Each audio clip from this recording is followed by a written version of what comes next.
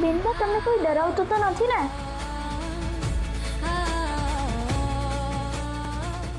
બેનબા તમે આ લગ્ન માટે હા પાડી અને જો બાપુને કંઈક થઈ ગયું છે. સાચું કહો, આ બધું શું છે?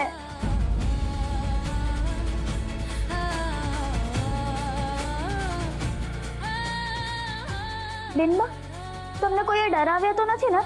કારણ કે તમારે તો લગ્ન કરવા જ નતા. એ દોડાઈ, તું શું ગામની ગુપ્તચર છે કે આ બધા સવાલો કરી રહી છે? તારી ગંગા બેનબાએ કહ્યું ને એકવાર કે એ આ લગ્ન પોતાની મરજીથી કરી રહી છે. તો આ પારકી પંચાયત મૂક અને હવે નીકળ અહીંયાથી. જા પોતાના ઘરે. પણ મામી પણ ને પણ જાજી લપ કર્યા વગર નીકળ અહીંયાથી, નહીં તો છે ને આ ઓટલીએ ફરી પાછો પગ એ નહીં મૂકવા દો. સમજી ગઈ? ચાલ નીકળ. મમ્મી એ નાની છે ને એટલે સવાલો કરે છે, પણ હું એને સમજાવું છું. જો પાનકી, હું તારા ગંગા બેનબા તને કહે છે કે આ લગ્ન મારી ઈચ્છાથી અને ખૂબ સમજી વિચારીને જ હું કરું છું, અને આમાં કોઈ પણ જાતની બળજબરી નથી. સમજી?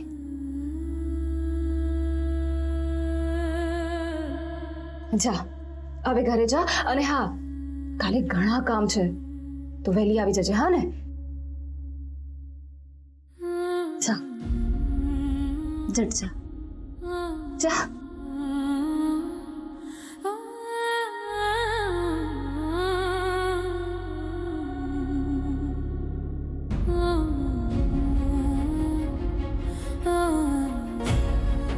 આટલી તો નાની નથી કે તમારી આંખો ના વાંચી શકો, અને તમે હંમેશા સાચું જ બોલો છો.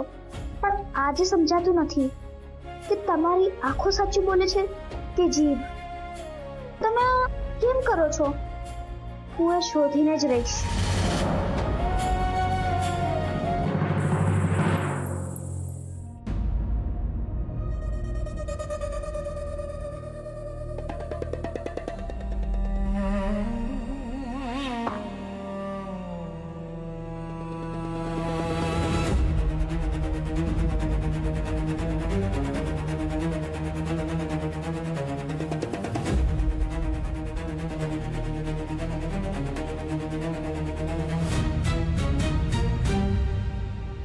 આ શું માંડ્યું છે ગહળ? માં તમે અત્યારે? હા, દીકરો જાગતો હોય ને માં સુઈ છે. માં મને ઊંઘ નહોતી આવતી. બેટા, આ બધું કરવાથી તન થાકશે, મન નહીં થાકે. તારા મનમાં જે પ્રશ્નોની ગૂંચ વળી છે એ આમ જોર કરવાથી ખુલશે નહીં.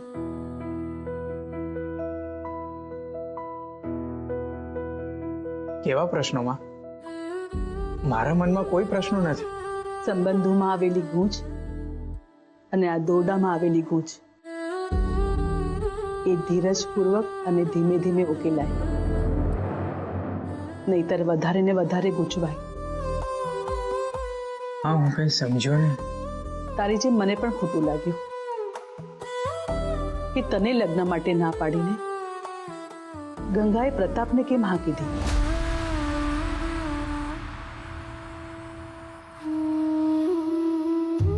માં, મને શું ખોટું લાગે? મારે લગ્ન જ ક્યાં કરવા છે? ખોટું નહીં બોલ. હું તારી માં છું. જો તને ખોટું નથી લાગ્યું તો પ્રતાપે આ સમાચાર આપ્યા પછી અન્નનો એક દાણો કેમ નથી ખાધો?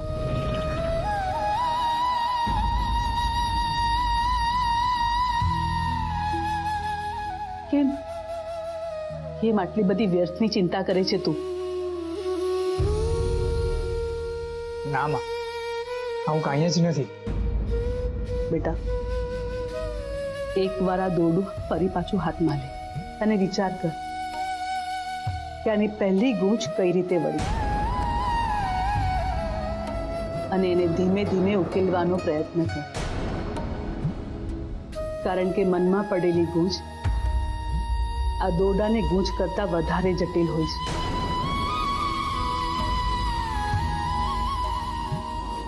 આમાં તો આંગળીઓ ઘવાય છે અને મનની ગૂંચમાં હૈયું ઘવાય છે.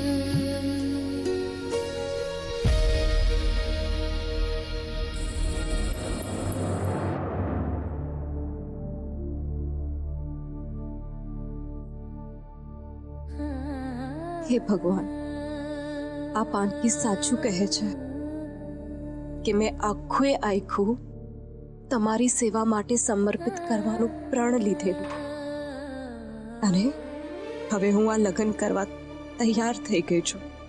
હું તમારી તરફ નજર પણ માંડી શકતી નથી. શું કરું? મારી પાસે મારા બાપુ સિવાય બીજું કંઈ જ નથી. અને એમનો જીવ બચાવવા જ મેં આ પગલું લીધું છે. બની શકે તો મને ક્ષમા કરજો, ક્ષમા કરજો પ્રભુ.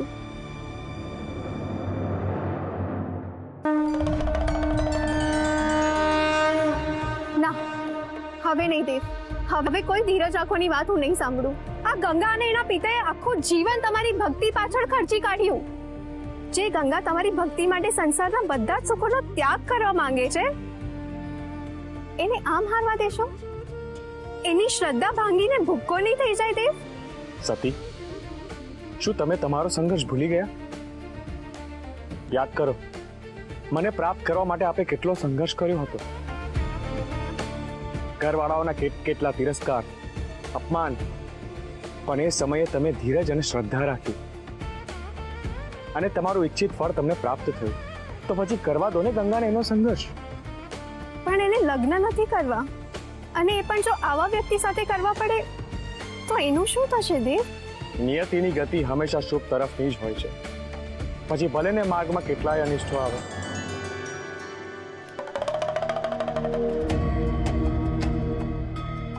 દીકરી ગંગા, ધીરજ ધર અને પ્રભુમાં શ્રદ્ધા રાખ. મારા આશીર્વાદ સદાય તારી સાથે છે.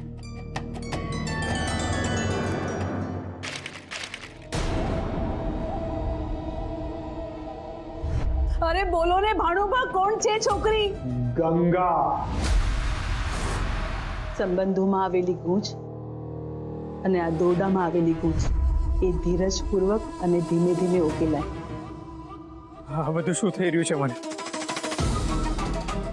શું માં કે છે એ સાચું છે? શું ગંગાના લગ્ન બીજે થઈ રહ્યા છે એની અકળામણ છે, કે પછી ગંગાના લગ્ન પ્રતાપ સાથે થઈ રહ્યા છે એની બળતરા? ના ના ના, ગંગા કોઈની પણ સાથે લગ્ન કરે, પણ આ દગાખોર પ્રતાપ સાથે લગ્ન ના જ કરવા જોઈએ. ના જ કરવા જોઈએ. એમાં એની ભક્તિની હાર છે. બાપુએ કહેલું કે અમારો જન્મ ભક્તિની શક્તિ માટે થયો છે, પણ ક્યાં એ ગંગા જે આખી દુનિયાથી અલગ છે, જે મારી માને અત્યંત વાલી છે, જેણે મારો જીવ બચાવ્યો છે, એનું ભજન સાંભળીને ઈશ્વર દેખાય છે, એ આવા અધમ પ્રતાપ સાથે લગ્ન કરે? ના ના ના ના, આવું ના થઈ શકે. ભક્તિ આવી રીતે ના હારી શકે.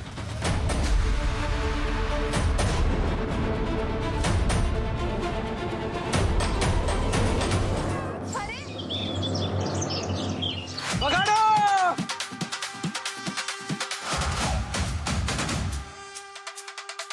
અરે અરે અરે, પધારો પધારો હરિરામભાઈ, પધારો અમારે ગરીબને ખોરડે ને ઉછળા કરો અમને.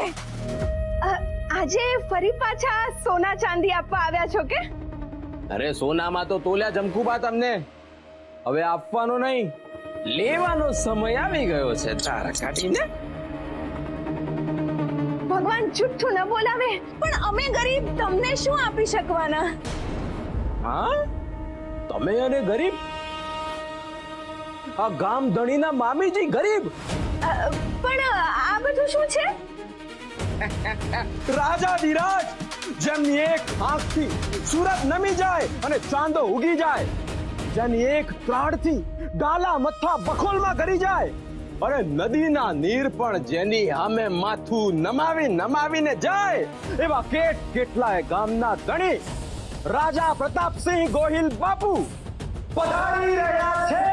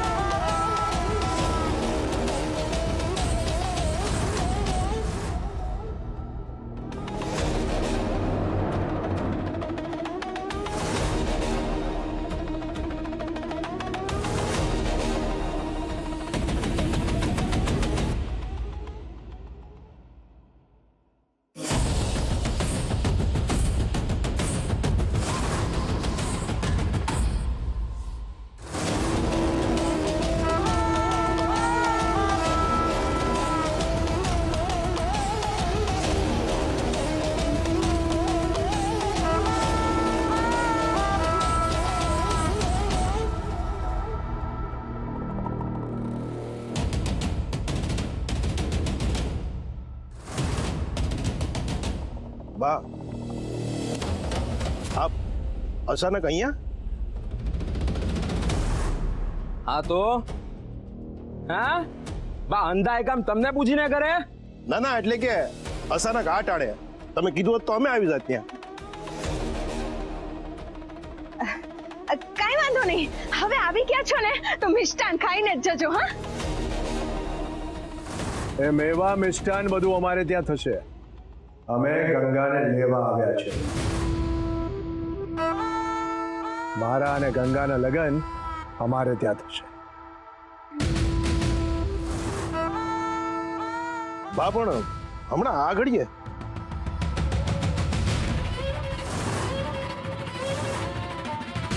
હું કવે શુભ ઘડી અને હું કવે ચોઘડિયું, અમે કોઈને પૂછવાના મોહતાજ છીએ કે?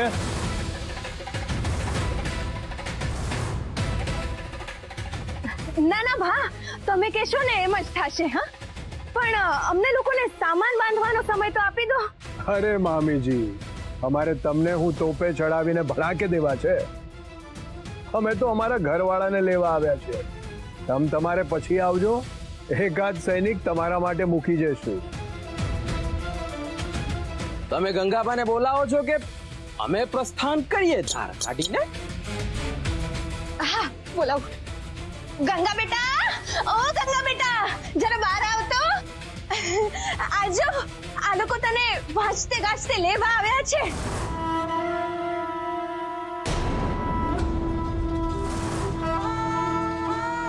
લગન એમને ત્યાં જ થશે. તું જા હમણાં એમની સાથે.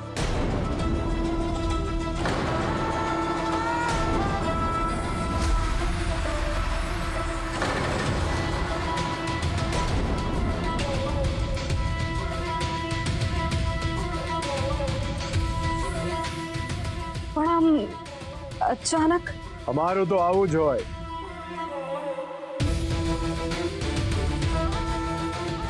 વાહ વંટોળ જેવું, વીજળીના કડાકા જેવું અને વનરાવનની આગ જેવું અચાનક આવી જાય, ખબર જ ના પડે.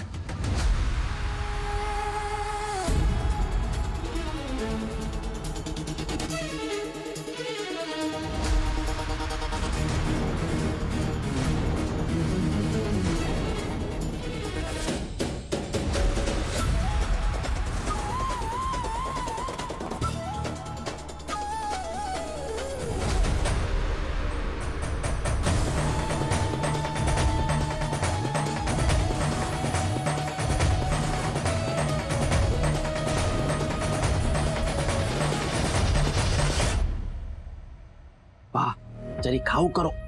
ગંગાબા લગ્નની ચોરીમાં તમારો જ હાથ થામશે, અગ્નિની સાક્ષીએ. ચાલો ત્યારે. થોભો.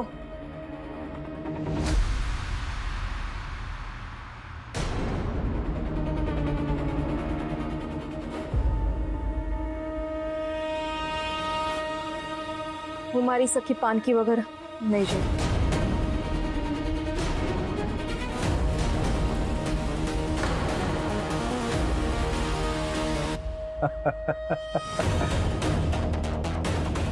તમારી સખી તો શું, તમે કહેશો ને તો અમારા માણસો આખું ઘર ઉખાડીને પણ લઈ જશે. ચાલો વગાડો.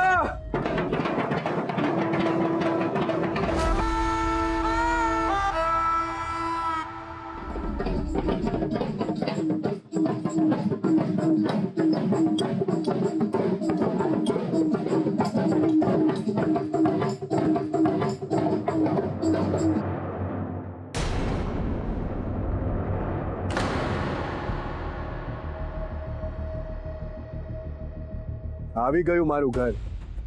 આવો ગંગા, પગલા પાડો.